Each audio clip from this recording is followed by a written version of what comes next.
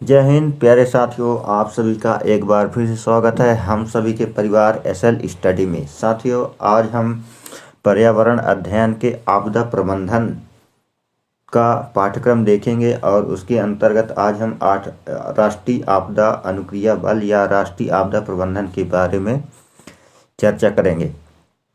तो साथियों, जैसा कि यहाँ पे देख सकते हैं कि राष्ट्रीय आपदा प्रबंधन मोचन बल और नागरिक सुरक्षा यानी एनडीआरएफ आपदा प्रबंधन अधिनियम 2005 के तहत स्थापित किया गया है। इसका मुख्य कार्य है प्यारे साथियों कि खतरनाक आपदा स्थिति या आपदा के लिए विशेष प्रतिक्रिया के उद्देश्य के लिए यह एक गठित भारतीय विशेष बल है। जो आपदा प्रबंधन है या एनडीआरएफ है, यह जो भारत में जो आपदा है उनसे निपटने के लिए यह एक दल को गठित किया गया है। यह आपदा प्रबंधन अधिनियम 2005 के तहत। इसमें साथियों, आपदा प्रबंधन के शीर्ष निकाय भारत में राष्ट्रीय आपदा प्रबंधन प्राधिकरण यानी एनडीएमए है। एनडीएमए के जो अध्यक्ष होता है वह प्रधानमंत्री होता है। जो राष्ट्रीय आपदा प्रबंधन प्राधिकरण का जो अध्यक्ष होता है वह प्रधानमंत्री होता है ना। भारत में आपदाओं के प्रबंधन की जिम्मेदारी राज्य सरकार की होती है। प्राकृतिक आपदाओं के प्रबंधन के लिए केंद्र सरकार में नोडल मंत्रालय यानी गृह मंत्रालय होता है। यानी जो भारत में जो आपदाएं हैं जैसे प्राकृतिक आपदा, बाढ़, भूस्खलन, चक्रवात, तूफान, भूकंप, तो ये सारी जो आपदाएं हैं इनके प्रबंधन की जिम्मेदारी राज्य सरकार की होती है। लेकिन प्राकृतिक आपदाओं के प्रबंधन के लिए केंद्र सरकार में एक नोडल मंत्रालय होता है जो गृह मंत्रालय के अधीन आता है। जब गंभीर प्राकृतिक आपदाएं आती हैं तो केंद्र सरकार राज्य सरकार के अनुरोध पर सशस्त्र बलों, केंद्रीय अर्धसैनिक आपदा, राष्ट्रीय आपदा प्रतिक्रिया बल एनडीआरएफ की तैनाती सहित प्रभावित राज्य को सहायता प्रदान करने की जिम्मेदारी होती है। संचार, वायु और अन्य परिसंपत्तियां उपलब्ध और आवश्यक होती है। तो यहाँ पे प्यारे साथियों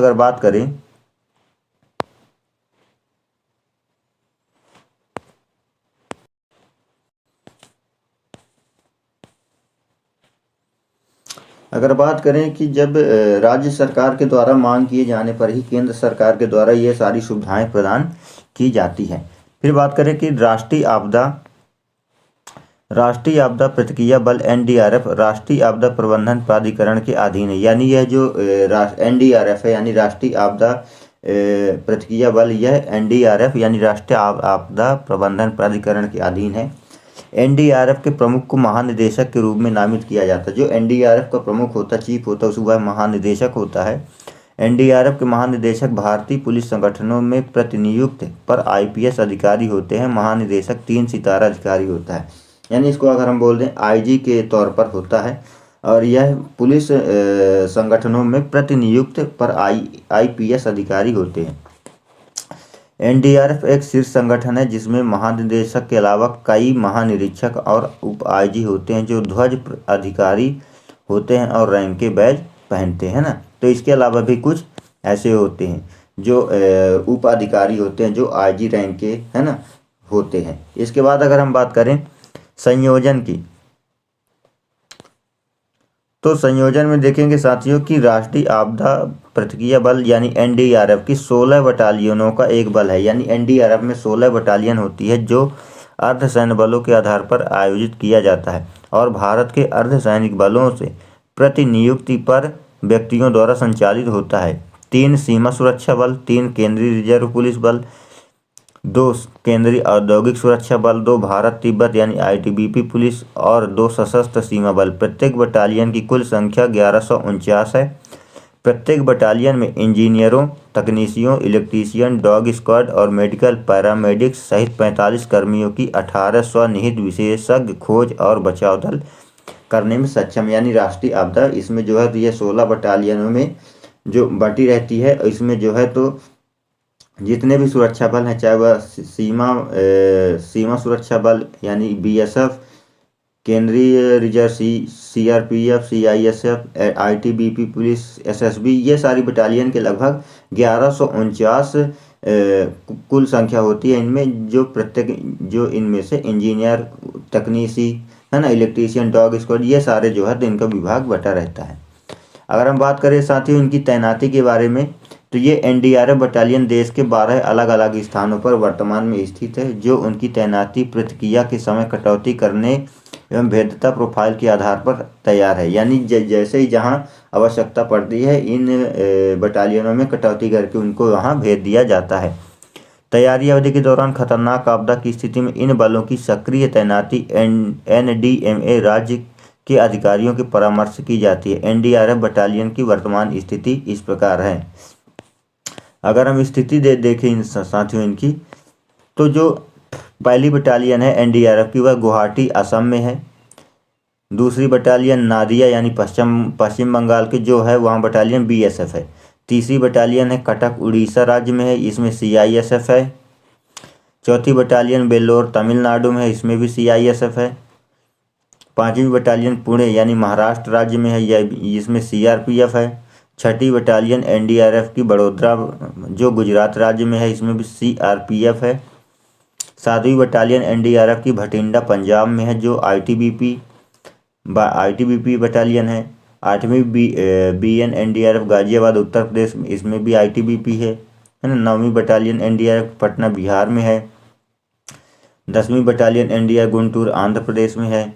11वीं बटालियन एनडीआरएफ वाराणसी उत्तर प्रदेश में है।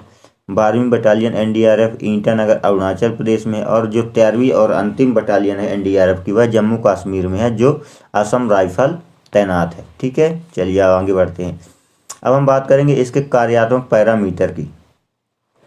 तो राष्ट्रीय आपदा प्रबंधन प्राधिकरण का उद्देश्य होता है आपदा प्रबंधन के लिए एक समग्र, सक्रिय, बहु आपदा और प्राकृतिक संचालित रणनीति विकसित करके एक सुरक्षित और आपदा प्रतिरोधी भारत का निर्माण करना है। तो जो यह एक राष्ट्रीय आपदा प्रबंधन प्राधिकरण, इसका जो मुख्य उद्देश्य है वह भारत के लिए एक समग्र, सक्रिय, बहु आपदा और प्रौद्योगिकी संचालित रणनीति विकसित करके एक सुरक्षित और आपदा प्रतिरोधी भारत का निर्माण करना है। इससे आपदाओं के समय त्वरित और कुशल प्रतिक्रिया करने के लिए रोकथाम, शमन और तैयारी की संस्कृति के माध्यम से प्राप्त किया जाना है। इस राष्ट्रीय दृष्टिकोण का उद्देश्य अन्य बातों के साथ साथ सभी हितधारकों के बीच तैयारियों की संस्कृति को विकसित करना है। यानी इसमें जो है तो लोगों के प्रति भारत की संस्कृति एवं आपदा के समय जो है तो एकजुट होने के लिए उनमें प्रेरणा का स्रोत बढ़ाना है।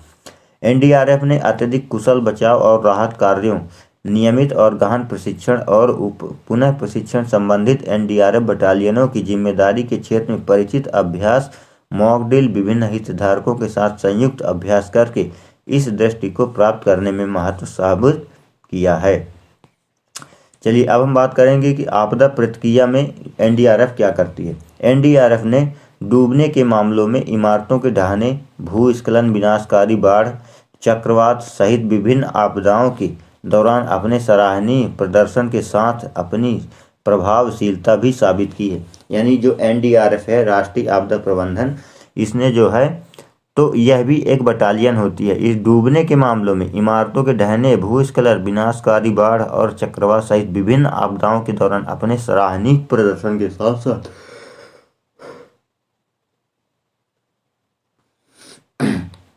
प्रभावशीलता भी साबित की है। एनडीआरएफ ने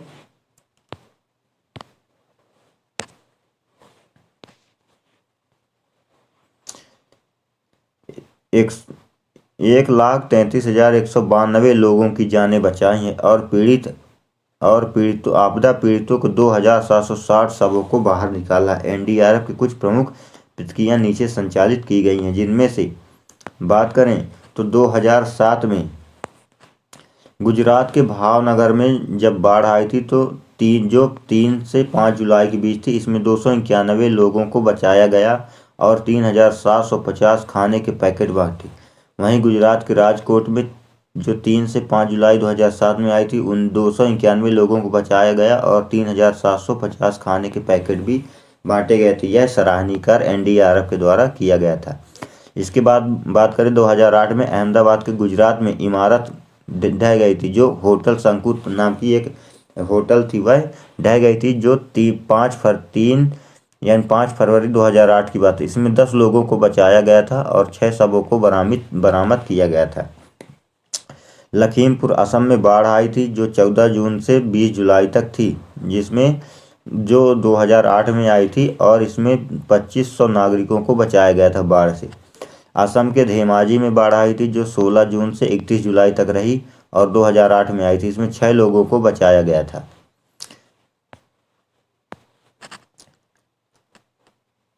लखीमपुर असम में बाढ़ आई जो 21 जुलाई से 4 अगस्त तक बाढ़ का जो भूकंप प्रकोप था वह था।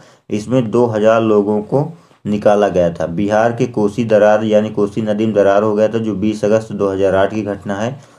इसमें महिलाओं और बच्चों बुजुर्गों सहित 1,05,000 से अधिक लोगों को बचाया गया। बांटी दवाएं और पानी की बोतलें, ठीक है, इसमें पानी की बोतलें भी बांटी गई थी। लखीमपुर असम में फिर से बाढ़ आया 31 अगस्त से 9 सितंबर 2008 तक। इसमें 750 लोगों को बचाया गया। फिर बात करें कि गया, जो गया में था, ठीक है, बिहार गया। पुरी कटक यानी उड़ीसा के कटक के केंद्रपाड़ा और जगत सिंहपुर उड़ीसा में बाढ़ सितंबर 2008 में आई जिसमें 1000 से अधिक लोगों को बचाया गया। कामरूप असम में बाढ़ 28 सितंबर 2008 को आई जिसमें 350 लोगों को बचाया गया। तिरुवरपुर तमिलनाडु में बाढ़ आई जो 26 नवंबर से 30 नवंबर तक थी। यह आई थी 2008 में। इसमें 773 लोगों को बचाया गया। चेन्नई में आई बाढ़ तमिलनाडु में। यह 26 नवंबर से शुरू हुई जो 2 दिसंबर तक चली। यह बाढ़ का प्रकोप, इसमें यह कब आई थी? 2008 में। इसमें 1500 लोगों को बचाया गया था, ठीक है। अगर हम बात करें 2009 में, तो 2009 में चक्रवात आइला आया था जो 24 परगना उत्तर और दक्षिण पश्चिम बंगाल में था। यह 25 मई से 10 जून 2009 तक था। इसमें 2000 लोगों को बचाया गया था। फिर 30,000 पीड़ितों को दवा का वितरण किया गया और 16,000 बेघरों को भोजन के पैकेट दिए गए। फिर बारपेटा असम में एक बाढ़ आई थी जो 27 मई 2009 को आई थी। इसमें 300 लोगों को बचाया गया था। गुजरात के जूनागढ़ और पोरबंदर में बाढ़ आई थी जो 16 जुलाई से 29 जुलाई तक थी, मतलब उसका प्रकोप था। यह वर्ष 2009 में आई थी। इसमें 2225 लोगों को बचाया गया था। कासरकोड, कुन्नूर और एर्नाकुलम यानी केरल में बाढ़ आया था जो 17 जुलाई से 24 जुलाई तक थी, 2009 में आई थी। इसमें 180 लोगों को बचाया गया था। सीतामढ़ी बिहार में बाढ़ आई थी जो बागमती नदी में दरार होने के कारण, इसमें जो 2 से 9 अगस्त 2009 तक थी। इसमें 1034 लोगों को बचाया गया और 831 पीड़ितों को दवाएं भी बांटी गई थी, ठीक है।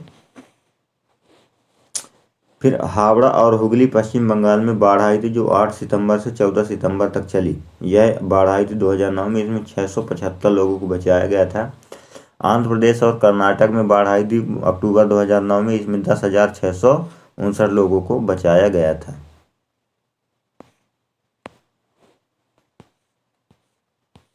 आप यहाँ पे चित्र भी देख सकते हैं कि जब बाढ़ आई थी, ये जो रेड कलर में ये एनडीआरएफ की टीमें हैं और यह लोगों को बचाने का कार्य कर रही है। यहाँ पे आप चित्र में भी देख सकते हैं, ठीक है। आगे बढ़ते हैं। यह एनडीआरएफ बचाव राहत अभियान कर्नाटक में 2009 का। यह 2009 में उड़ीसा की बाढ़ के दौरान बचाव कार्य है। और यहाँ पे देखेंगे 2009 में आए चक्रवात आइला के दौरान स्कूली बच्चों को जो है तो सुरक्षित पहुँचाया जा रहा है। इसी तरह साथियों और भी आए थे 2010 में। बेल्लारी कर्नाटक की इमारत ढहने 27 जनवरी 2010 20 लोगों की जान बचाई गई थी, है ना। इसमें 27 शव भी बरामद किए गए थे। फिर आए तो गुवाहाटी असम में बाढ़। यह 20 से 25 अप्रैल 2010 में 300 लोगों की जान बचाई गई थी। फिर 2010 में आंध्र प्रदेश और कर्नाटक में चक्रवात आया था जिसका नाम लैला था। वह 18 मई 2010 में आया था। फिर 2011 में 46 सदस्यीय एनडीआरएफ की टीम ने ओनागावा मियागी जापान में खोज और बचाव अभियान चलाया था। यानी 2011 में जो जापान में एक क्या आया था, ओनागावा मियागी। -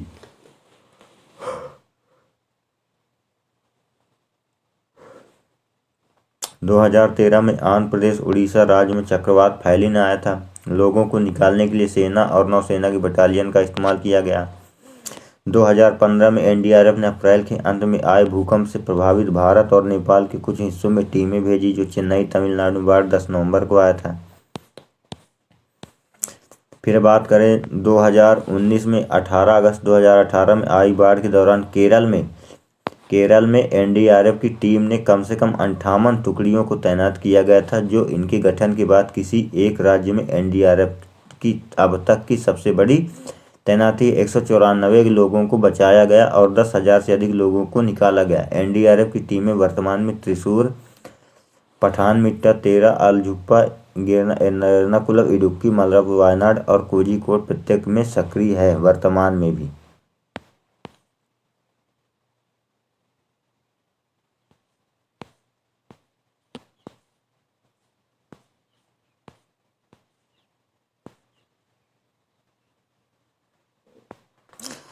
यहाँ पे देखिए एनडीआरएफ के जवान बिहार के जिलों सुपौल, मधेपुर, अररिया और पूर्णिया में बचाव कार्यों और राहत कार्यों में सक्रिय रूप से लगे हुए थे।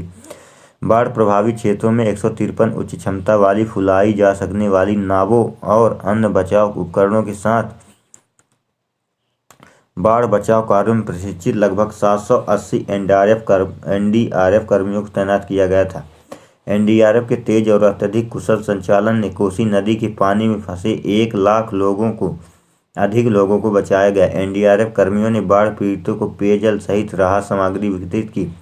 बाढ़ प्रभावित लोगों को चिकित्सा देखभाल प्रदान करने के लिए चिकित्सा शिविर भी स्थापित किए गए थे। एनडीआरएफ की त्वरित और कुशल प्रतिक्रिया से प्रभावित होकर बिहार के मुख्यमंत्री श्री नीतीश कुमार ने बिहार में एनडीआरएफ के एक बटालियन की तैनाती के लिए प्रधानमंत्री मनमोहन सिंह को पटना के पास बिहटा में 65 एकड़ हेक्टेयर भूमि पेशकश की थी। ठीक है, कौन? नीतीश कुमार ने, खुश होकर। इसके बाद 2008 में उड़ीसा, महाराष्ट्र, केरल और असम में आई बाढ़ के दौरान एनडीआरएफ ने सराहनीय बचाव अभियान की सराहना भी कम नहीं थी। 2020 में विशाखापत्तनम, आंध्र प्रदेश में गैस रिसाव 7 मई 2020 में पश्चिम बंगाल में चक्रवात अम्फान आया था, तब एनडीआरएफ की टीम ने कुशल कार्य किया था। 2021 में उत्तराखंड में हिमनदों पर प्रकोप बाढ़ आया था, जो 7 फरवरी 2021 थी। उड़ीसा और पश्चिम बंगाल में चक्रवात यास। अगर हम प्रशिक्षण की बात करें तो भविष्य में कुशल आपदा प्रतिक्रिया की कुंजी मुख्य रूप से विशिष्ट आपदा प्रतिक्रिया बलों के प्रशिक्षण और पुनः प्रशिक्षण प्रभावशीलता पर निर्भर करेगी। इस दृष्टिकोण में एनडीआरएफ द्वारा एक विस्तृत आपदा प्रतिक्रिया के लिए प्रशिक्षण व्यवस्था के तौर पर की गई है। आप यहाँ पे देख रहे हैं, ये सारे प्रशिक्षण हो रहे हैं, ये भी प्रशिक्षण कर रहे हैं ना, ये एनडीआरएफ की टीम है। आप देख सकते हैं इस चित्र में भी, यहाँ पे भी इस तरह के प्रशिक्षण किए जाते हैं, जिसके कारण बचाव भी कर सके। प्रशिक्षण पाठ्यक्रमों की पहचान की गई और इन प्रशिक्षण पाठ्यक्रमों के लिए एकीकृत संरचित समान पाठ्यक्रम मॉड्यूल के साथ साथ पाठ्यक्रम तैयार किया गया। एकीकृत संरचित समान पाठ्यक्रम मॉड्यूल और पाठ्यक्रम के पीछे प्रस्ताव के पहले पूरी एनडीआरएफ बटालियन इन पाठ्यक्रमों को सफलतापूर्वक प्राप्त करेगी और बाद में राज्य आपदा प्रतिबल, एसडीआरएफ और अन्य हितधारकों को उसी तर्ज पर प्रशिक्षित किया जाएगा। इन सभी एनडीआरएफ बटालियन और अन्य प्रथम प्राथमिकता एक ही प्रशिक्षण अभ्यास से गुजरते हैं, जो विभिन्न हितधारकों के बीच समन्वय समीचीन और होगा और किसी भी बड़ी आपदा के समय सुनियोजित होगा, जहां अलग अलग एनडीआरएफ बटालियन, एसडीआरएफ बटालियन और अन्य हितधारकों एक दूसरे के साथ मिलकर काम करेंगे।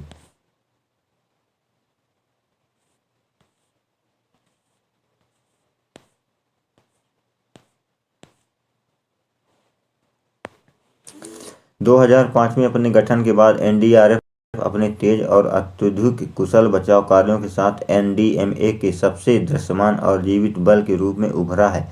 एनडीआरएफ कर्मियों को हमेशा बाढ़ बचाव, ढाई गई संरचना, खोज और बचाव, प्रथम चिकित्सा प्रतिक्रिया, रस्सी बचाव, परमाणु, जैविक और रासायनिक आपात स्थिति व शवों आदि का सम्मानजनक निपटान जैसे पाठ्यक्रमों के लिए प्रशिक्षित किया जाता है।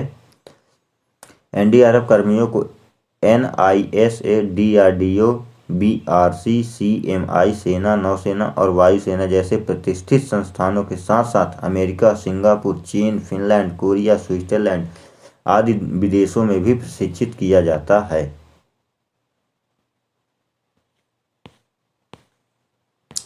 अगर हम बात करें विदेश में प्रशिक्षण की, तो विदेश में प्रशिक्षण जो पहला ईसा राग एशिया प्रांत अभ्यास यह चीन के साथ हुआ था।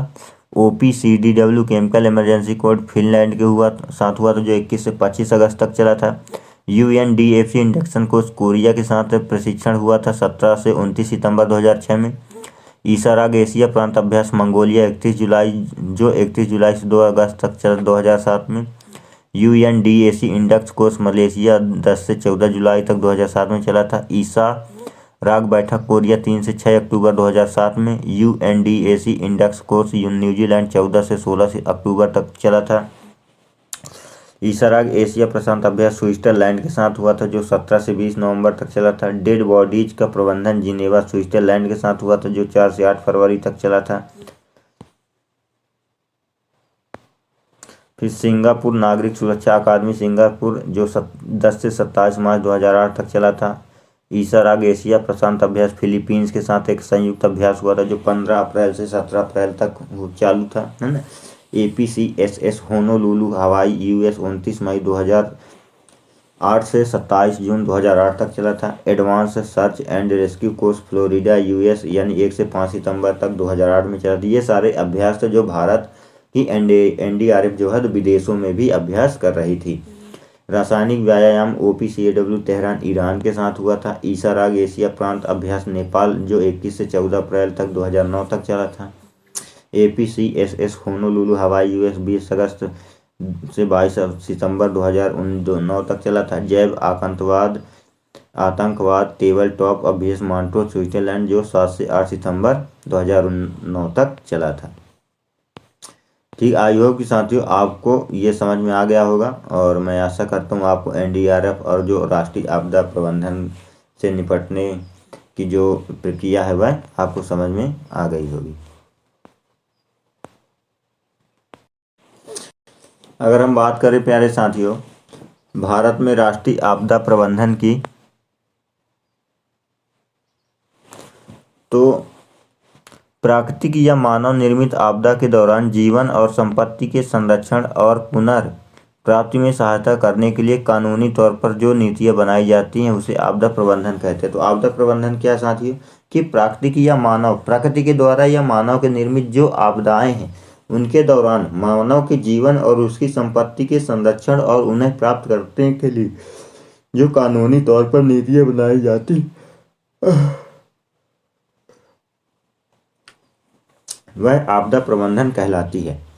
जैसे आपदा प्रबंधन में बाढ़, तूफान, चक्रवात जैसी आपदाओं से बड़े पैमाने पर होने वाली नुकसान और बीमारियों और महामारियों का तेजी से प्रसार को रोकथाम यानी रोकने के लिए जैसे संबोधित मुद्दों को योजना बनाई जाती है। मौसम संबंधी दृष्टिकोण से भारत विशेष रूप से हिमालय के नीचे, अगर हम मौसम से के हिसाब से अगर बात करें तो हमारा जो भारत देश है, अगर हमारा भारत देश हम देखेंगे कि जो हमारा भारत देश है वह उत्तर में क्या हिमालय से ढका हुआ है ना, जो क्या पश्चिमी भारत में समशीतोष्ण से प्रभावित शुष्क क्षेत्रों में गर्मियों के दौरान गंभीर सूखे, अकाल और जंगल के आग का खतरा होता है। ये जो पश्चिमी गुजराती एरिया, राजस्थान एरिया है ना, इस यहाँ पे जो है तो जो गर्मी के मौसम में भी सूखा पड़ जाता, अकाल, जंगल में आग, ये सारे सिस्टम जो है परेशानियाँ होती है। अगर उत्तर में बात करें तो दूरस्थ पहाड़ी क्षेत्र विशेष रूप से हिमालयी राज्य सर्दियों में विनाशकारी भूस्खलन, बाढ़ और शुष्क अवधि के दौरान बड़े भूस्खलन का अनुभव कर सकते हैं। तो हम लोग देखते हैं कि सबसे ज़्यादा जो भूस्खलन भूकंप आते हैं साथियों यह हिमाचल प्रदेश, उत्तराखंड है ना, जम्मू कश्मीर, इस जो उत्तर भारत के क्षेत्र हैं, राज्य हैं, वहाँ भी इस तरह की जो है तो समस्याएं आती हैं, जो चट्टानों के गिरने, मिट्टी के धंसने, आकस्मिक बाढ़ के कारण तबाही की संभावना को बढ़ाते हैं। मानसून के दौरान दक्षिण की जो प्रायद्वीपीय पठार जो दक्षिण भारत उसमें भी चक्रवात या सुनामी से बहुत अधिक जो है जनधन की हानि होती है। अगर हम बात करें राष्ट्रीय आपदा प्रबंधन 2005 की, तो यह राष्ट्रीय आपदा प्रबंधन 2005 प्राधिकरण जो DMA यह एक भारतीय संस्था है। इसका जो प्राथमिक उद्देश्य है कि मानव व प्राकृतिक निर्मित आपदाओं से उत्पन्न होने वाली हानिकारक परिस्थितियों का रोकथाम करना है। आपदा प्रबंधन अधिनियम जो है तो 16 नवंबर 2005 को लोकसभा के द्वारा और 12 दिसंबर 2005 को राज्यसभा के द्वारा पारित किया गया था। और जो है तो 5